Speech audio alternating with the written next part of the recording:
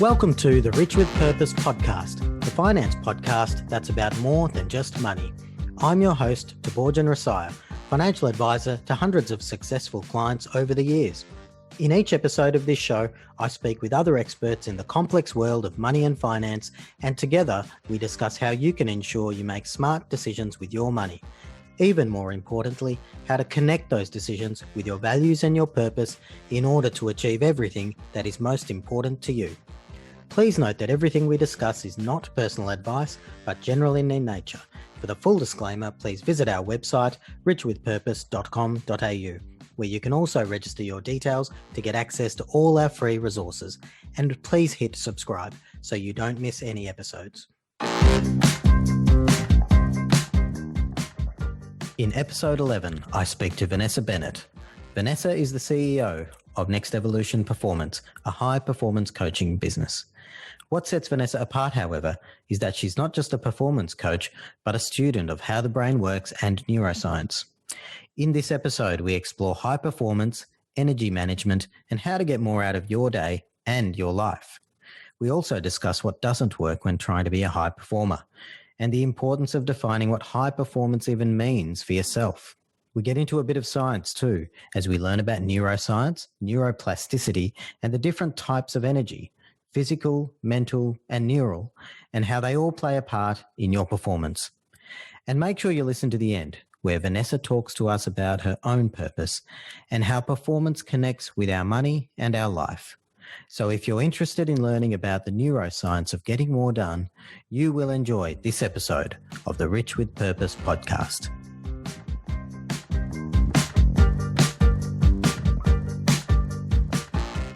Welcome to the Rich with Purpose podcast, Vanessa Bennett. Thank you, Thabojan. Nice to be here. Yeah, great to see you again after so long. I mean, we've seen each other here and there over the years, but geez, I remember it must have been 10 or 15 years ago when we worked together in a sense in financial advice and funds management and that sort of work. So, great to be talking to you again in the current world that you're in and the work that you're doing, and share the knowledge and wisdom with our listeners. So, great to have you on to talk about performance and how we manage our energy. It's something that's just, I think, so important, but we just don't know enough about it to do the right thing. So, really looking forward to this chat. Thank you. Yes, me too. But before we get into all of that, first, tell us a bit about your background and how you got into, how does a fitness fanatic, if you don't mind me saying that, someone who's a teacher of fitness classes, who's then also got into high finance and the world of funds management, change track and get into performance coaching? How does that all come about? Yeah, I guess when you sort of put it that way, it does seem a little random, but they're actually more related than you think. So I guess, to go way back, I started teaching fitness classes back when I was at university. I thought it was just something that I would do on the side before I started my real proper grown-up job. And I'm still teaching to this day. So it's something that I'm very passionate about as well. And when I first left school, I went in to do business with a double major in accounting and finance. So I was a little bit torn at the time. Do I do psychology or do I do business? My dad's a chartered accountant, so we kind of know which way that ended up. But I did always really enjoy, the business and finance side of things as well. So I guess I was just lucky that I was really interested in two different angles, sort of from a science background as well as a maths and economics and business background. So I went down the business route. I guess I couldn't really make a mistake at that point in time. It was either was going to work out okay. And started to do that, and that worked really well. I worked my way up and had some, really senior positions working in financial services and running teams and all of that kind of thing. But what was really interesting was as I was teaching classes, we have to stay qualified, and so I was learning a lot about psychology and coaching methodologies and all of these kind of things. Really, the athletic world, I guess, kind of gets it before the corporate world does. So I was able to bring those concepts into managing teams and just even managing myself, self-leadership. How do I make sure that I get to do this big, crazy job without getting burnt out? So I was doing a lot of that for myself. I was doing with my team as well, and we were also under some pretty hectic pressure during the global financial crisis. So a lot of mindset and psychology came into things. So so it was one of those things where I was bringing all of that together. So they're actually not as separate as people think they are. I think 20 years ago, people thought they were very separate things, but now I really believe that you can't really have one without the other. And we've got so much more psychology and neuroscience, I guess, to kind of prove that. And so that's why I think I've seen the two be very important. Yeah, that's And so then, true, right? I was, yeah, there's, in the work that we do, helping people with their money issues, it's just psychology is more than 50% of it. And I read a book, which I've spoken about on a couple of episodes, called The Psychology of Money by Morgan Housel, and we send copies of that book to all our clients. It was just the title in itself, The Psychology of Money. And it just goes, I don't know if you've read that yet, Vanessa, but it just goes through how we think, and as people and humans, what influences the way we think about money. And it's just so, so interconnected, if not the main influencer of, our financial success. So yeah, absolutely agree with that. Absolutely. Everything's kind of all mixed in. And then I guess I really enjoyed doing that part of my job, and it was working. So I thought, I think there's probably something in this. I always joke that I was, 95% fairly sure I was onto something, that this, managing people for performance and high performance and productivity and accountability and self-responsibility and good mindset and all these so many different angles to performance. I was always a big believer in that, and a big believer that this is something that was really relevant, further outside my team that I had at the time. So I was 95% sure I was onto something, and I was 5% completely wetting myself. But I thought, well, I'll give it a go. I'll take those odds, and never looked back since. It's been amazing, and obviously there is a demand for it. We started this business in 2012, which I guess was was post GFC, but people were exhausted. People that were still working. We're doing the jobs of 3 people, and there was really nothing out there that was giving people a lot of information around how to sustain that level of performance. So performance is only high performance if it's sustainable. If it results in burnout, that's not sustainable. That's the opposite of high performance. So I was really keen to sort of really focus on that aspect, and then it's just morphed with all the latest neuroscience research that has really been very prevalent over the last probably 5 years, mostly 10 years, I guess, as well. And the neuroscience aspect has been absolutely fascinating in putting some really good scientific rigor. So I guess probably a lot of the things that we kind of felt were a bit intuitive, but to have that science behind it's been amazing. So that's just been taking all of our work to the next level, and I'm just about to finish my master's. I've got less than 4 months to go now in my master's in psychology and neuroscience, because the two are linked and the two need to go together. So again, now psychology is not quite enough. So we need to understand all those aspects of what happens in the brain, because then people are more likely to take on some of these leadership interventions and things like that. Yeah, it's really interesting, isn't it? Like, that's awesome that you're doing your masters. You're obviously a glutton for punishment, but doing it all. But yeah, I guess all through the history of the world, there are theories and there are things that we think make sense, and ultimately it leads into scientific research and empirical evidence to show, well, yeah, this is that makes sense. But then once you can prove it scientifically, it just helps to confirm, what we believe, and I guess also disprove things that maybe are not actually true. And we've seen that happen in various fields. So before we go into specific, I'm fascinated by some of those things you mentioned, neuroscience, and there are all these complicated things that you'll obviously be an expert in. So we'll try and understand a bit more about that. But to start off super high level, this is a podcast focused on purpose, how we can live a fulfilled life as people, and that's the focus, because even money decisions, there's no point having lots of money if there's no purpose. So I guess one question I have is, if we do want to achieve all the things that are most important to us, how does that fit in with, and why is it important for us to manage things like our energy and our psychology, I guess? How does that all connect?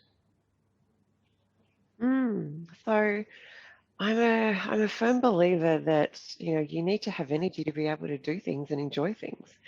So I've always been into making sure that you've got a healthy balance in life, and balance is whatever that means to you.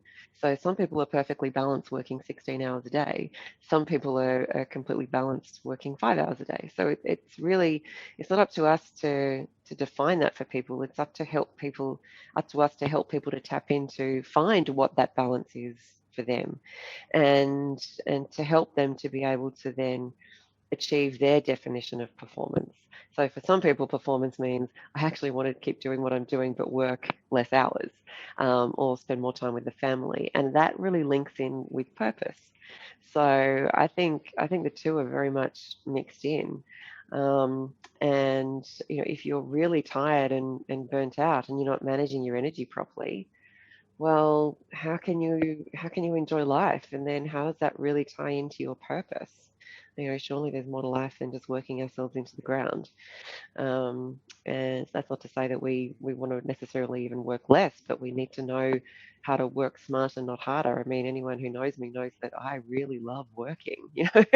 I love the work that I do. I've always loved working, and I'm a big believer in, if you're no longer enjoying what you do, or you think there's something else that you want to do where you would gain more enjoyment, then go and do that.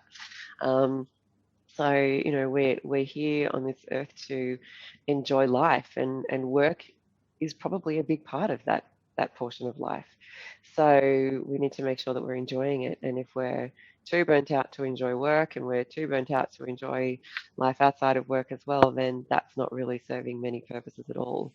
So I think they're all linked in together, and managing energy is a super important part of that. If you're really tired, you're not enjoying things. And quite frankly, if you're really tired, you are less delightful to be around.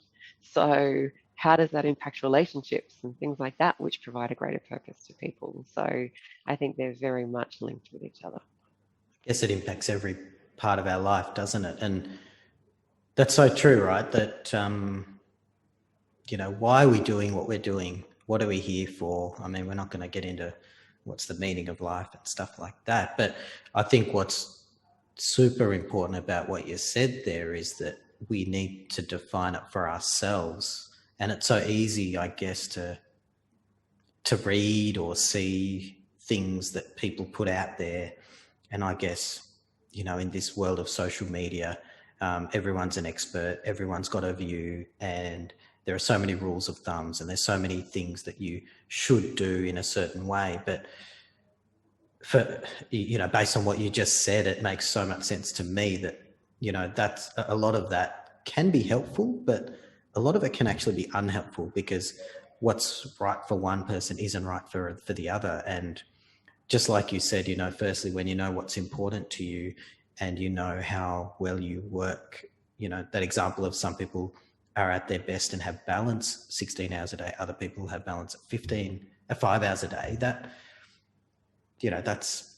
that's really interesting, right? Because the normal thing of balance, you would think, is that, well, everyone should have an equal amount of the different things. But that again challenges the thinking of what is balance and what is balance for one person versus another person. So yeah, fascinated by that thinking and thought process, that we have to look at ourselves and figure it out, what we want for And ourselves. you're right. Yeah, you're right on that social media aspect as well. We see a lot of people spending a lot of energy unnecessarily. When we talk about energy, we're not sort of talking about something esoteric. It's like, it's a thing. We're really talking about cognitive energy. Our brain is metabolically hungry. It takes in 25% of the fuel that we take into our bodies. So, for our thinking and our being able to do our job, that's all what we call cognitive energy, or just mental energy is probably an easier way to explain it. And, we need a lot of this, but the thing is, we don't have as much of it as we'd like to think we do. And so we need to make sure that we're really conserving it and spending it wisely. But what you say about that social media and people thinking about, oh, what I should be doing to be happy and what I should be doing to define performance and what I should be doing in life. There's a lot of people shooting themselves and spending a lot of cognitive energy trying to work out what it is just based on other people's judgments and expectations. And at the end of the day, that's really not up to anyone other than yourself. And that comes down to, even family units and things like that. I mean, we see it all the time. There's, people either if they're trying to juggle kids as well as a job and they're feeling guilty because they're with one and not the other, etc. You've got other people who, they don't have kids. Do they feel that they should have them? Are people judging other people for having kids, not having kids? Like, it doesn't matter. And, this came up in a workshop that I was running yesterday, as a matter of fact. And it's like, have them, don't have them, just do what feels good for you, So it's really a matter of, stop judging other people and most importantly, stop judging yourself. Whatever is your idea of performance, whatever is the way that you want to allocate your cognitive energy to create that balance for you is completely fine and completely perfect. It's endemic, isn't it? The whole social media has some great elements to it, but it can lead to, and one of the biggest negatives is it's like keeping up with the Joneses on steroids can be one of the most negative things about social media. And if we're not thinking about our purpose and what's important to us, and we're not thinking about how we want to be spending our time and our energy, then, it's almost natural to fall into the trap of thinking, if I'm not thinking about those things, well, then I guess I should be doing what everyone else is doing, or I should be trying to get more money because money's going to make me happier, or I should be, pleasing other people because, whatever it is, there are all these small traps that are so easy to fall into. And it's not easy. It's so easy to fall into them. So life's difficult. So I think we just need to be conscious that we do have a choice and we can try and proactively decide where we spend our energy. Great. We could talk about that all day, but so Vanessa, with all that in mind, with this whole concept that energy's important for us to manage, and there's different types of energy, and it's different for each of us individually. Where does performance fit into that? Where does performance link up with the energy in what we're doing? Yeah.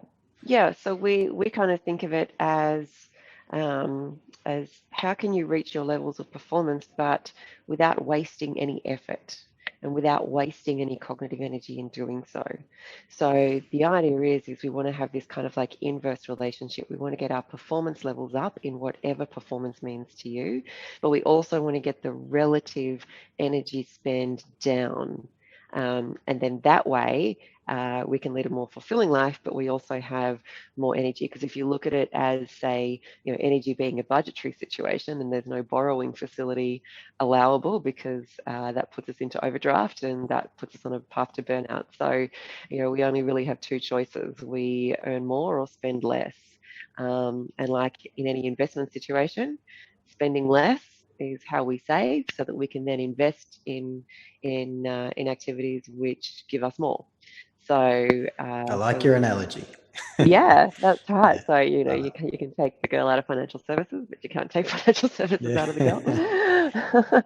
So it really comes down to how do we conserve this energy so that we're not spending it unnecessarily. And so many people do. We just waste effort on and waste energy on psychological things, the coulds, the woulds, the shoulds.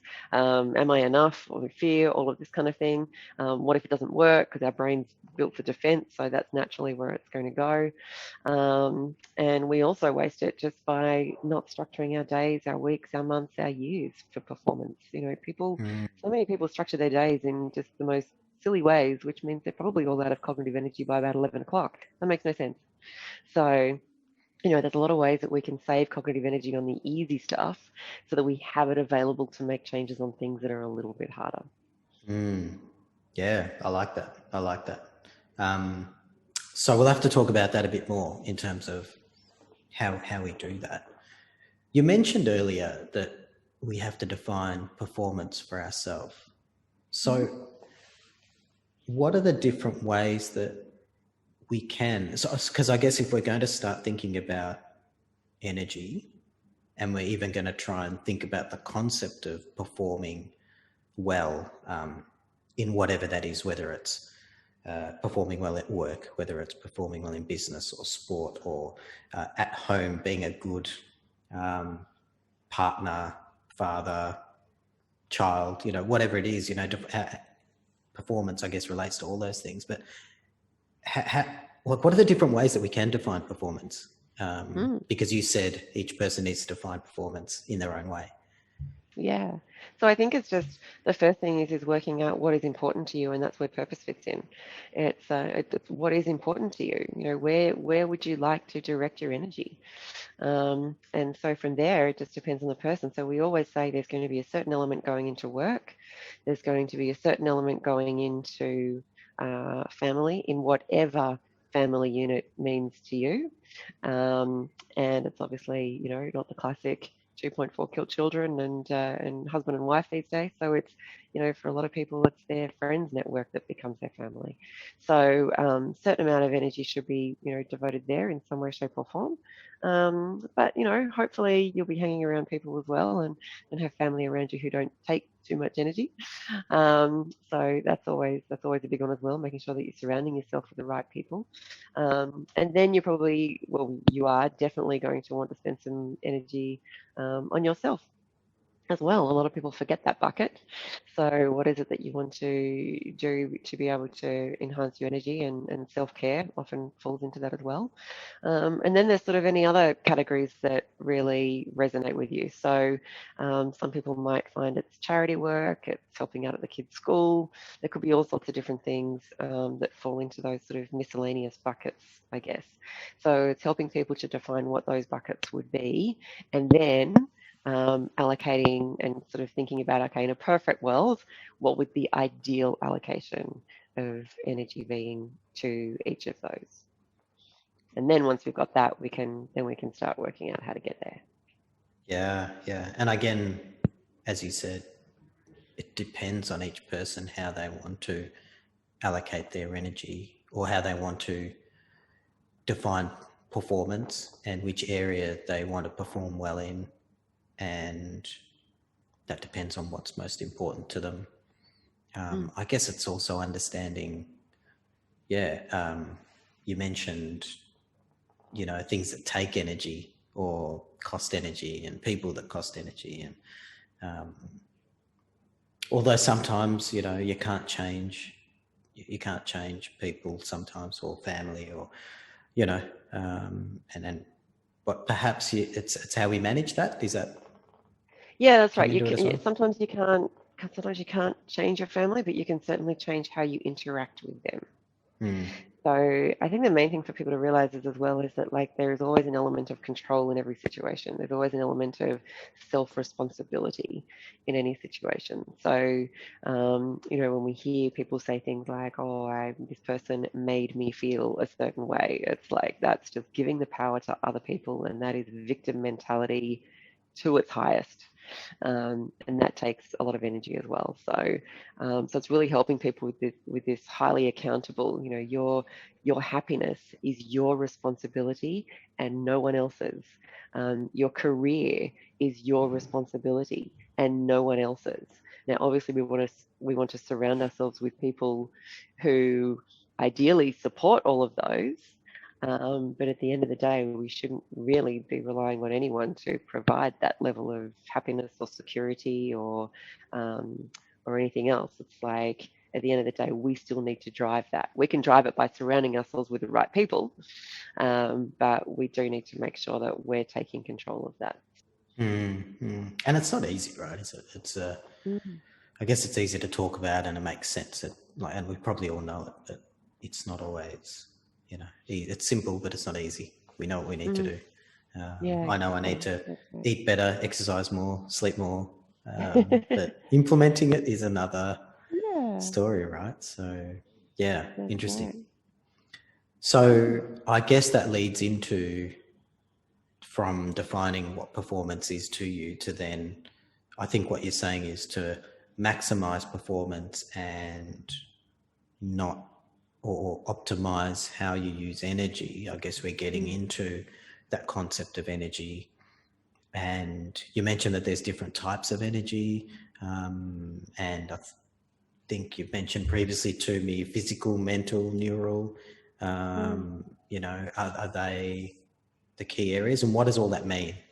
Yeah, absolutely. So optimal energy is driven by so many different things, but we tend to define them into roughly three broad categories that contribute to our energy. So we've got the physical side of things. So that's things like fitness, nutrition, sleep, alcohol, the environment, the temperature, natural light, all of these kind of things that can affect our physical being. Are we stuck in traffic? Something like that. All of that affects our physical being and our physical energy. The mental side of things is our mindset for performance. Now, this is a really big area and really fascinating area. So I'm a big believer in success is really driven by your mindset. And again, in whatever success and performance is to you. So there's an idea called neuroplasticity, and this is basically the brain's ability to change itself. And it's kind of like a muscle. So the more you train your thinking in certain ways, the better you get at thinking in certain ways. And so, uh, unfortunately, our brain is not built to think in amazing ways. Our brain is built to basically help us to survive. And from an evolutionary context, that's really still all that's the most important thing to the brain. It's, am I safe? It's not really designed to do amazing things. It always will put safety first. And given that So there's I not guess as our many, brain hasn't evolved to the correct, society that yeah, we live in now. It's still back yeah, in the, Stone Ages or whatever, when we're running exactly. away from saber-toothed tigers and That's exactly where, yeah. where our brain is still at. And so, we don't have as many of those physical threats like the saber-toothed tigers anymore. So, the brain's kind of looking for things to be fearful of. And a lot of that comes down to psychological threats and psychological safety. And at the very core of it is, am I good enough? What will other people think of me? That generally comes down to the levels of fear that we have these days rather than will I be eaten by a saber-toothed tiger? So when that comes in, and the problem, and it's really interesting, for anyone who's heard of neuroplasticity, everyone's like, oh my gosh, this neuroplasticity, it's fantastic, it's amazing, it's such a great thing. And it's like, yes, it is if you know, understand it, and know how to use it. Unfortunately, neuroplasticity is happening every day to everyone. And unfortunately, it's happening to the negative if you don't know how to self direct it to more helpful thinking, because we just get stronger at looking out for danger and looking out for psychologigical threats and looking out for what could go wrong as opposed to what could go right. And what if we do reach our high levels of performance? And so, neuroplasticity is a wonderful thing. I'm a very big fan, but I also have a probably above average level of understanding of it and how to use it. And so, therefore, I think it, works amazingly well. But I also know that it works. That it works absolutely to people's detriment if they don't know how to direct it properly. So Mm. it's kind of like a muscle. If you don't just you also don't just go to the gym and get fit and then go, great, I went to the gym once, I'm fit, now I'm done with the gym. It's this idea of mental fitness is very similar to physical fitness. You don't just do it once and it's there. You need to train it, and as much as you have it, it's you still need to train it to keep it. And it's much easier to train to get mentally fit when you are already mentally fit. Mm. Interesting. And is it linked to other psychological, I don't know what the word is, but the way that our brains think things like confirmation bias and stuff Mm. like that. Like from when you were talking about that, it reminded me of the simple example of, if you're, let's say, if you're looking to buy a car and you're tossing up between I'll keep it simple, a Volkswagen and a Porsche, and you're doing research on them and you're thinking about it, suddenly you find that you're noticing there's Volkswagens and Porsches all over the road that you never noticed before. Yeah. Is it like that with even, negative and positive things? If you're thinking in that way, then everything Yeah. seems, if you're thinking negatively, then everything has a negative spin on it, or Mm. versus the Exactly. opposite. Exactly. It's this downward spiral. And unfortunately, you spiral downwards way more quickly than you spiral upwards. So, anytime we have these ruminating thoughts, anytime something doesn't go according to plan and you don't interpret that well or respond to that well, and you're not showing any resilience there, then you just see more of that. So, if you see more of what's going wrong in life, you'll keep seeing more of what's going wrong in life. If you see what's more of what's going right, then you'll see more of that. So that's a good thing. And you're right, when it comes to these biases and beliefs, our brain is wired to confirm our current belief system true because it makes us feel safer. So what happens is the brain, there's actually a double reinforcement system. There's two systems in the brain that play a role in enforcing that. The first is the what we call the negative effect system. So if someone says something or does something that's incongruent with your current belief system, it will feel really awful for you. So the negative effect system in the brain is activated, and we don't like that. So what we do is we go to look for as much evidence as we possibly can as to why our current belief system is true, rather than this other person or situation that's brought something else to us. And when we make sense of our current belief system still being true and still holding up, we feel better, and it releases dopamine. So it's the reward system in the brain is then activated to make us feel better. So we don't like feeling bad, we love feeling good, and these two systems work together to basically reinforce that the idea that we just look for our current belief systems to be proven true, even if they're not serving our goals. So, scarily enough, we'd almost rather prove our current belief system true than to actually achieve goals if those two aren't congruent with each other. So, there is a whole bunch of Mm. stuff all coming down to neuroplasticity, which happens in the brain on the mental side of things that we can definitely work with. And we've got so much neuroscience to prove that, this happens now. And then the final piece in the puzzle is the neural piece, which is how do we use neuroscience and cognitive energy to really just structure our days, weeks, months, and years better so that we save our cognitive energy. We've only got 4 hours on average. We can train it to 6, but let's err on the side of caution and assume we have 4 hours a day where we can use heavy cognitive energy. So that's obviously a lot less than most people think it is. So if you're working on a whole stack of cognitively demanding tasks, or if you've got one cognitive demanding task that you need to work on and it's going to take you 10 hours, well, leaving it to one day and trying to do it in one day is never neuroscientifically possible to do. You're going to make mistakes, it's going to take longer, you're going to be up all night, it's not going to work out as effectively as it should, and the performance is definitely coming down. So just structuring days, weeks, months, and years to take into account that information is really crucial to helping people to get through more in less time with less effort. Mm. Yeah, interesting. And is that different across different people? So there'd Yeah, certainly be absolutely. variability, right? Well, I mean, generally speaking, you've got about these studies were done on neuroscientists. So they've seen that it was basically 4 hours on average, but you could train it to 6 hours. So a lot of them had the 6 hours, they're pretty smart people. Mm. But no one really had more than that. So Mm. somewhere in that kind of space, and do the maths, that's a lot less than your average day at work. And it's a lot less than your non-average day at work. Mm. So So we so cut. people So we shouldn't. So we should be going to work less, or.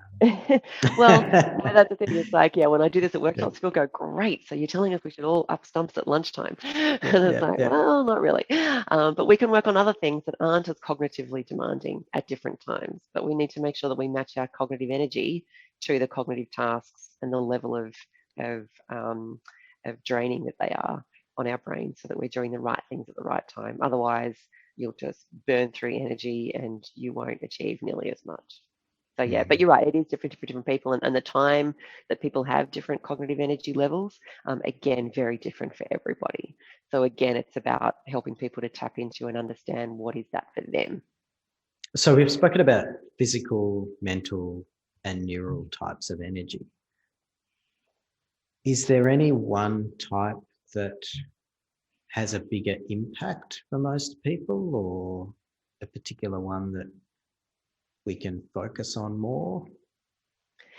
Everyone's different in this. So different people have different levels of physical energy to start with. Often that kind of comes down to, how they're built genetically as well. Well, actually, the mental energy does as well, and it also depends on how much you've trained it.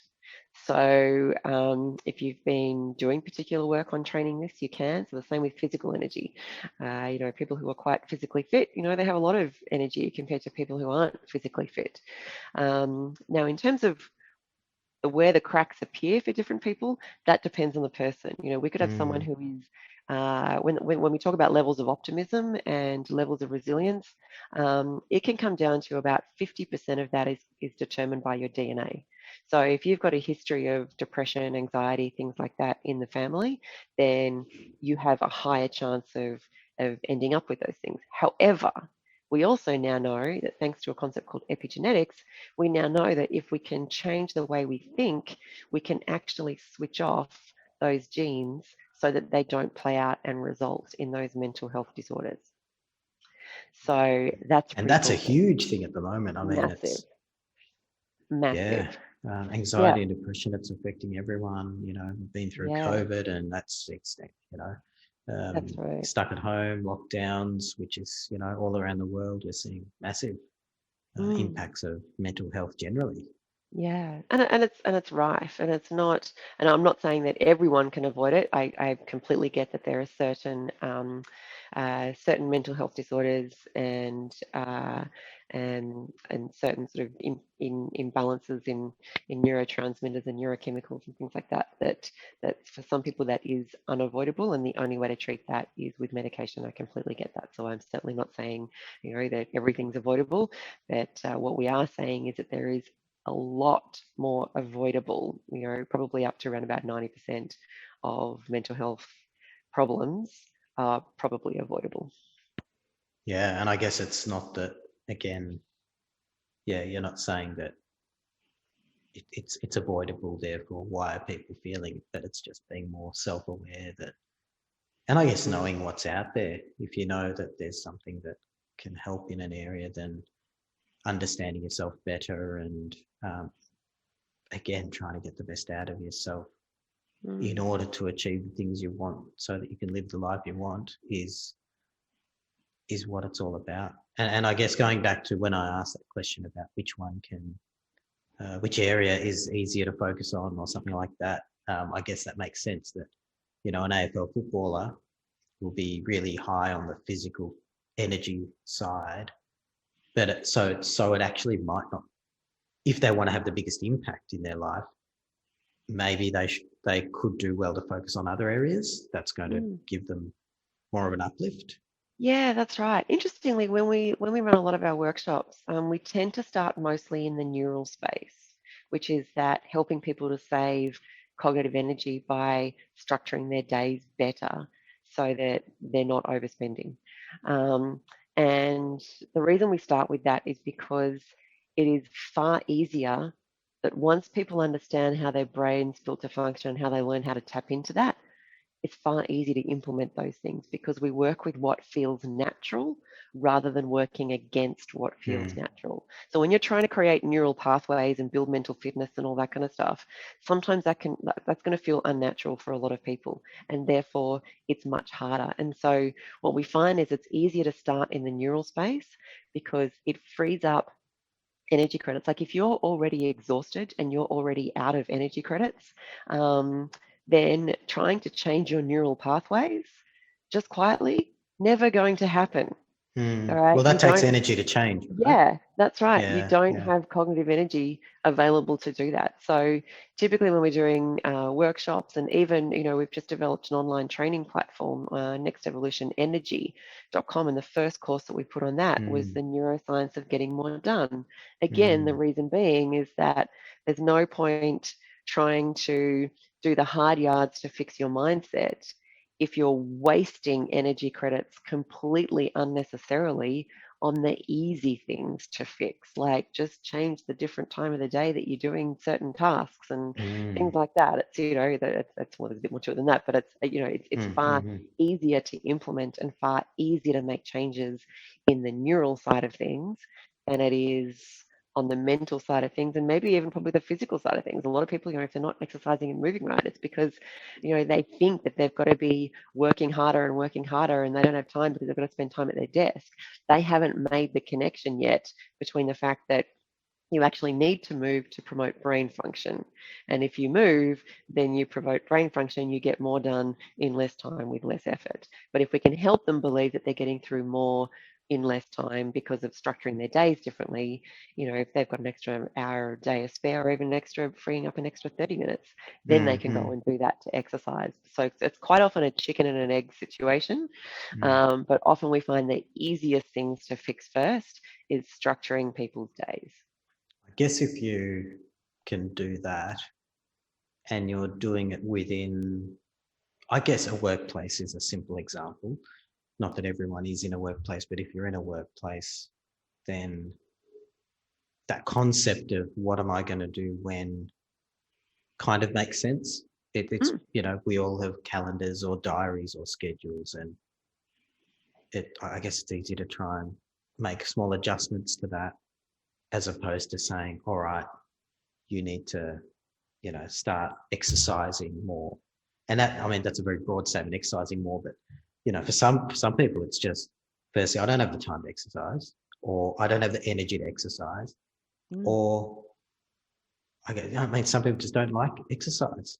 Yeah, Um, exactly. Exactly. So I think, and time and energy are linked. So we teach people not to manage time. Okay.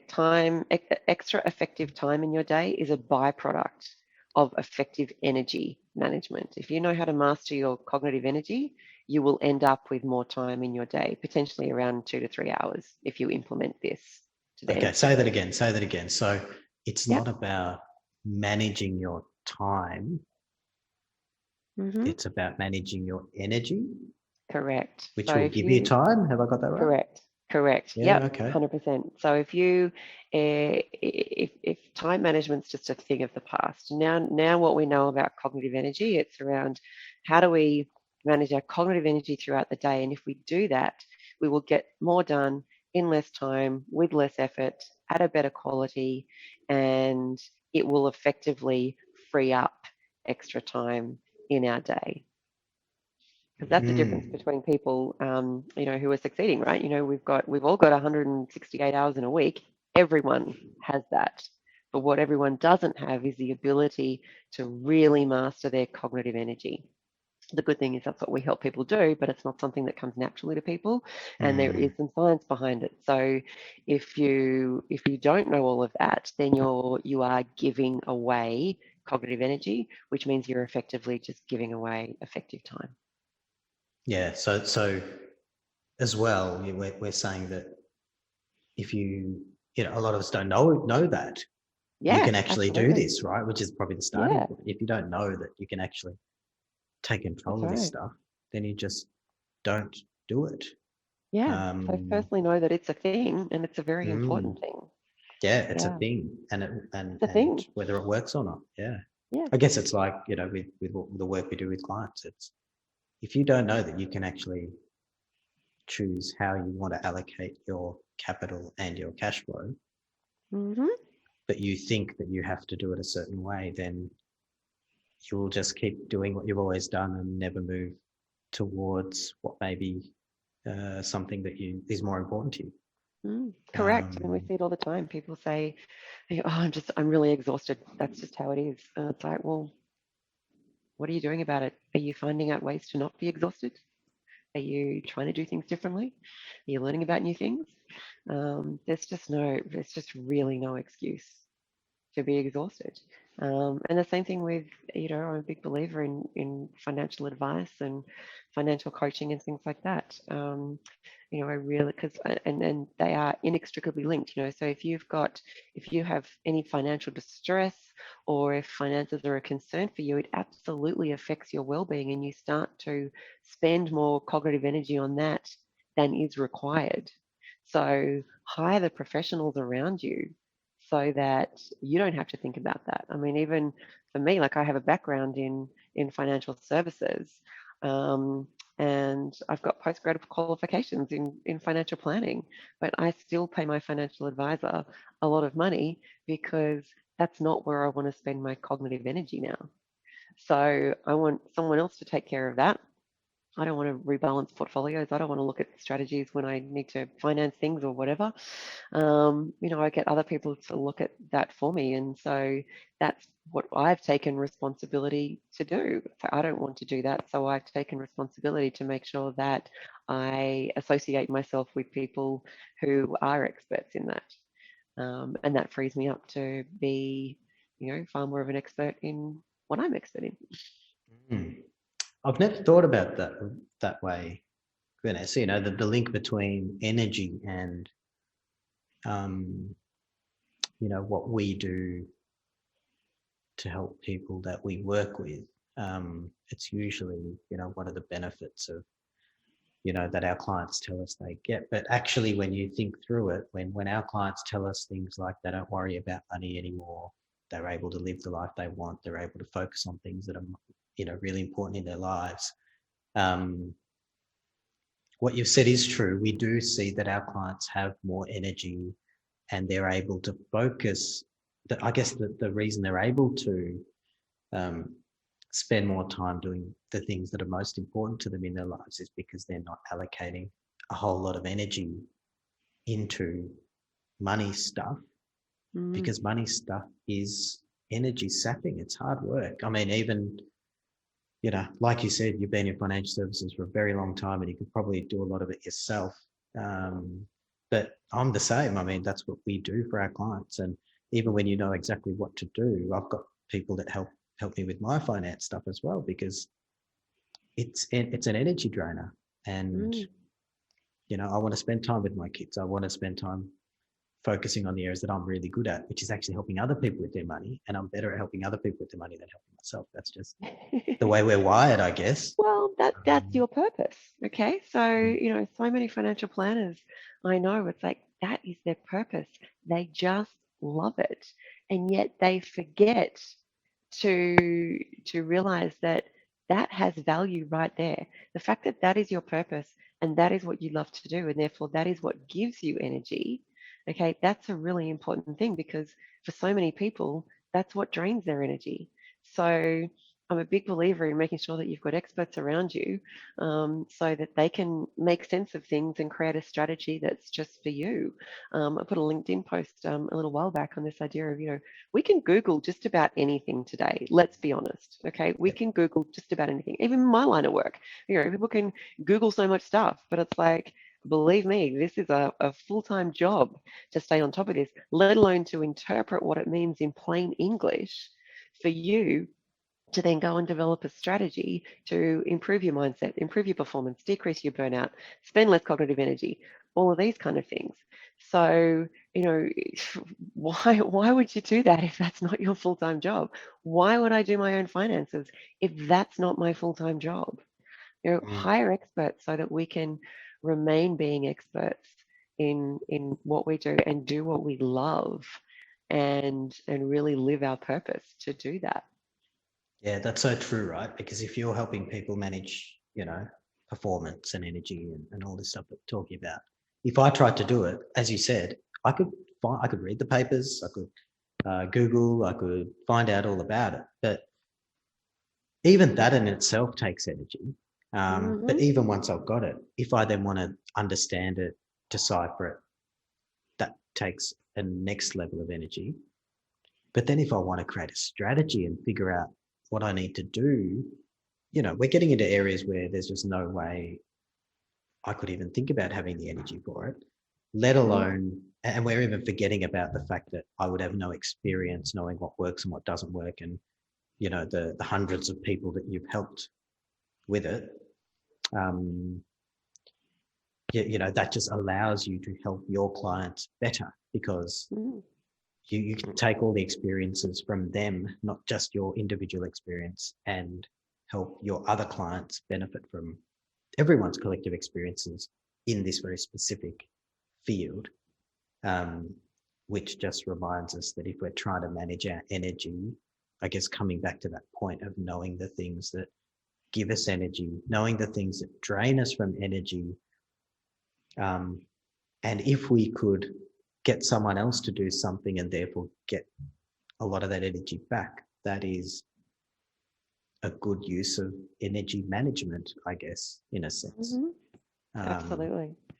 Absolutely. And it's, and it's not even like, I think about it from a financial advice perspective as well. And I just think, it's one thing knowing about all the legislation and investments and all these different parts of it as well, but it's like, it's also staying on top of that and doing the research to do that. I'm the same in neuroscience. Research is coming out all the time. Who's got the energy to stay on top of that and read these crazy, complicated academic papers on neuroscience if that's not your full-time job? So I think it's very much this idea of a big part of energy management, so that you can perform at your best in whatever that means to you, is bring in experts around you, outsource things. Just make sure that you're bringing in people in your life and in your work environment to make sure that you have the support that you need to really focus on what's important to you, what's your purpose. And then I think that's what performance is all about. Yeah, that's really interesting. It applies to everything in life, right? And just being conscious of it, and thinking about.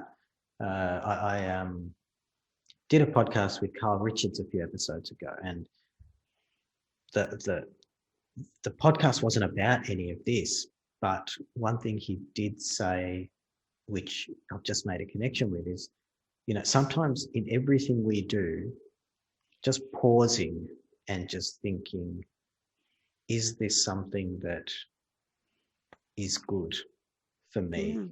Is this something that's good for me to do? Is this something that is adding value to my life? Is this something that gives me energy? Whatever, just that concept of being more aware of what we're doing allows us to be more aware of why we're doing it,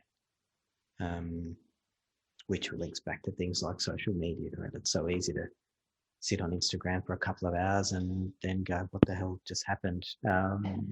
Or Netflix or whatever. I'm guilty of that.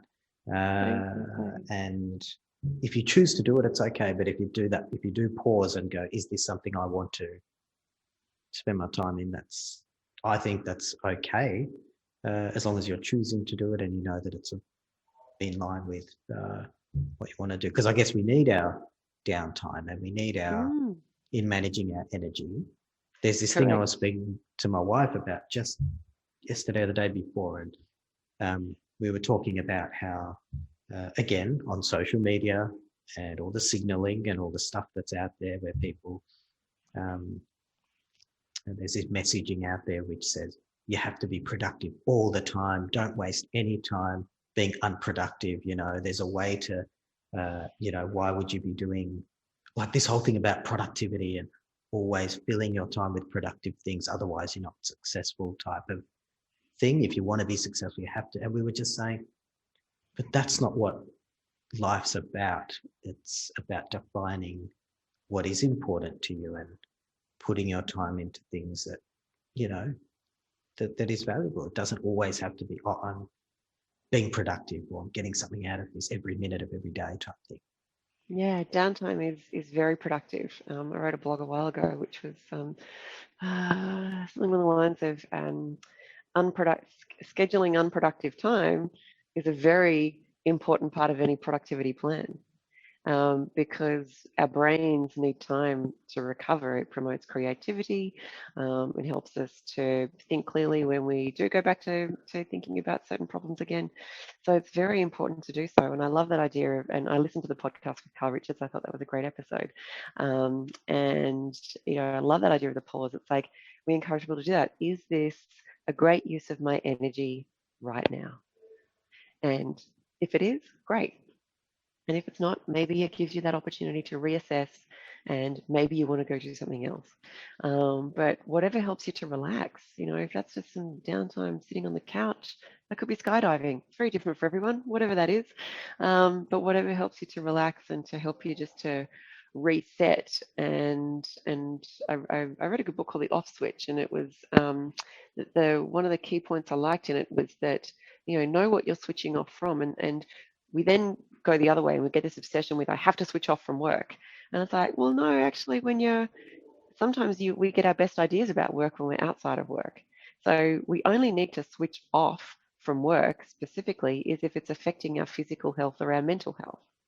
And if you really love what you do and your work's your purpose and all this kind of thing, well, there's not really any detriment to your brain or your mental or physical health if you're not switching off, then that's okay. So again, it's this, we should be having, I need to switch off. And when someone says, don't think about something, you only think about that. So, Yes, yeah. so it's helping people that, and rather than think of it switching off, think of it as switching to something else. So you might be switching to going for a run. Although having said that, when I go for a run, I usually get great ideas. So I've had to start running with a phone so I can take down notes. That's true, actually. Yeah. So is it switching to time with the family?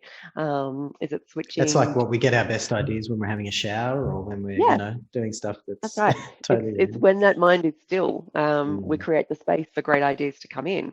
So, so if the idea of switching off completely terrifies you, well, then switch to something else.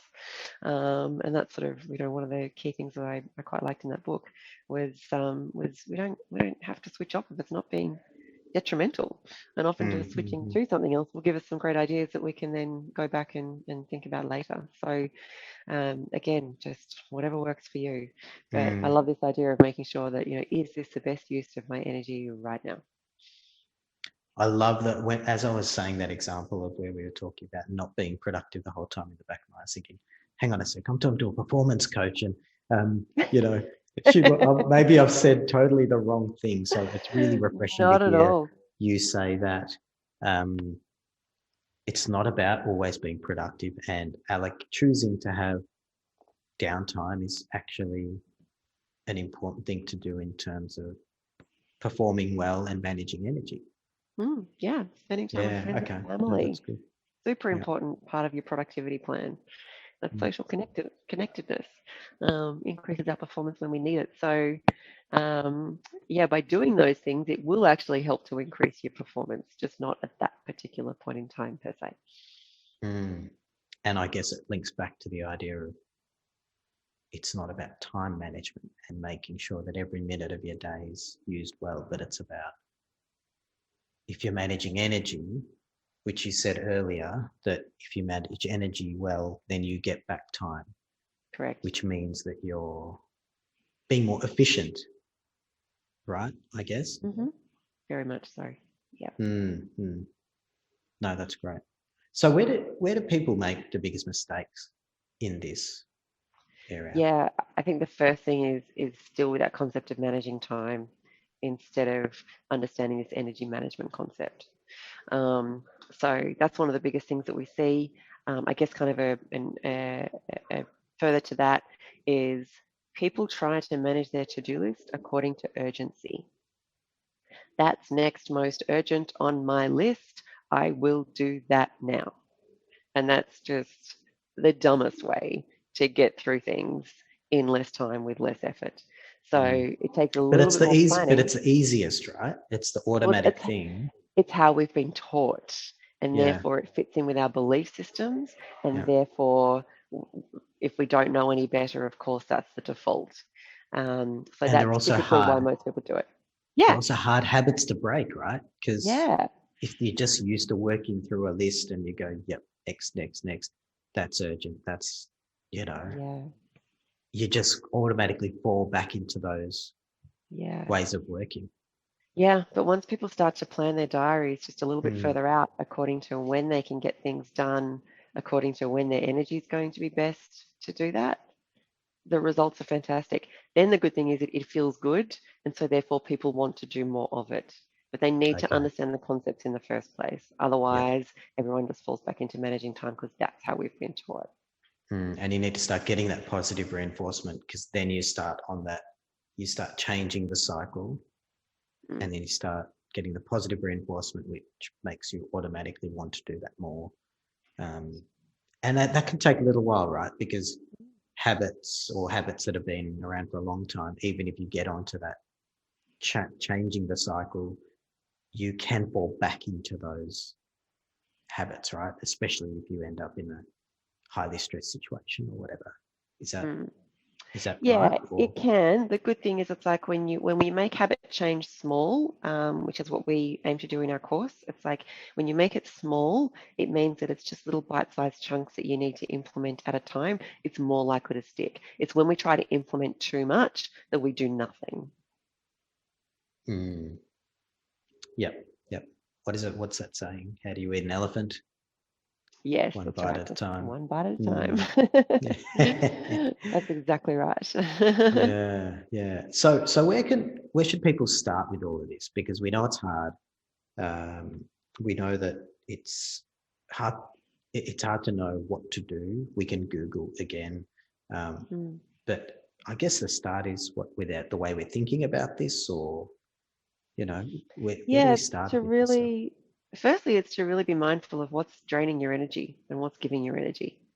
Often people don't even give that a second thought. Mm, So I think the first step is really to start with, oh, be mindful every hour. What I'm doing now, is it giving me energy or is it taking a lot of energy for me to do this?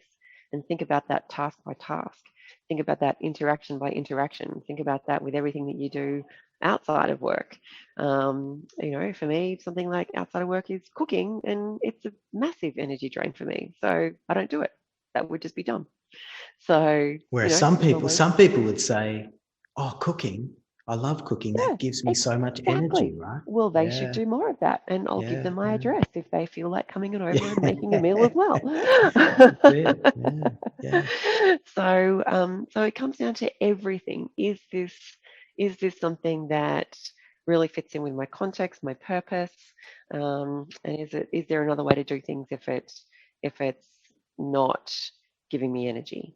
So that's probably the first thing, is just to recognize energy versus time and just to give some thoughts to that. Obviously, we have our course. If people wanted to jump online and have a look at that, we take them through Mm, step by step how to think about all of that, and how to think about applying it for themselves. So there's Okay, no we'll put links in the show no notes one to that, size fits Vanessa. all. Yep, We'll put links in the show notes to the course if anyone sure. wants to check it out and have a look. Definitely. Yeah, Yeah, yeah, for yeah. sure. No, that's great. That's great. And we've spoken about how managing energy connects with money, um, and yeah, the financial versus mental versus energy, and how that all connects. So that's really good. Mm. Um, yeah, I'm just conscious of time. There's been a great chat, and I'm sure we could go all day. But one of the things that we definitely know, Vanessa, and just putting everything into context that we've spoken about, is that when it comes to purpose, there's a podcast about purpose and living the life you want to live. But everyone defines purpose in a different way. I guess the same way that everyone defines performance and has different levels of energy in different ways. But everyone defines their purpose in a different way, and we also tend to tend to define our purpose in a different way at different times in our life as well.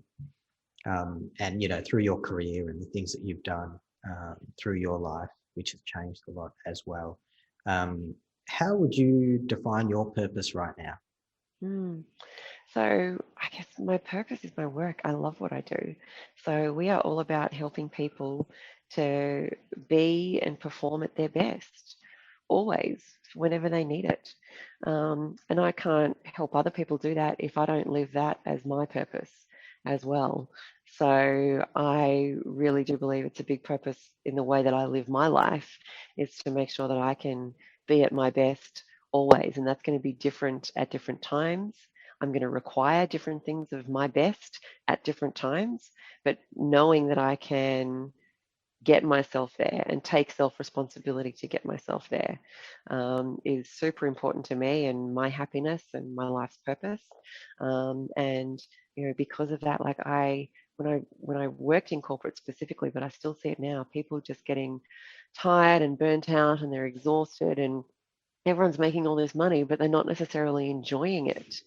And, I just believe that, with more skills and more science and more information to help people, if they can then start to utilize these concepts so that they can perform at their best always and reach their levels of performance and get the most out of their life according to their definition and their purpose, if I can help people do that, that's absolutely so rewarding. And I love being a part of that. I love making complex ideas simple. I love helping people come up with their strategies that they can easily implement.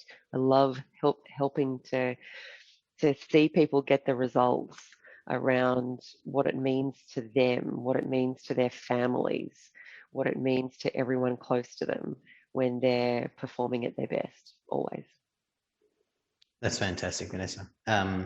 And it's great that you've worked out what it is at the moment and able to share that with everyone and live it as well. So, for all of you listening, I'm sure this has been super valuable for you, but, just pause, think about your energy, think about what the key takeaway for me is just, pausing and thinking about, is this something that's giving me energy or taking my energy? Is this something that's important to me?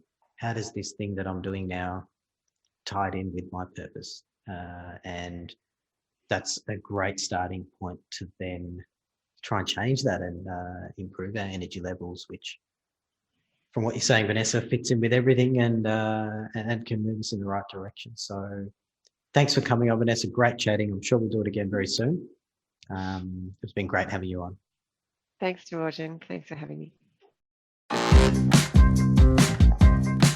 Thank you for listening to this episode. Our aim is to share the knowledge with as many people as possible, so please share it with everyone you know. And if you're enjoying the show, please subscribe and visit our website, richwithpurpose.com.au, to get access to all our free resources. See you next time.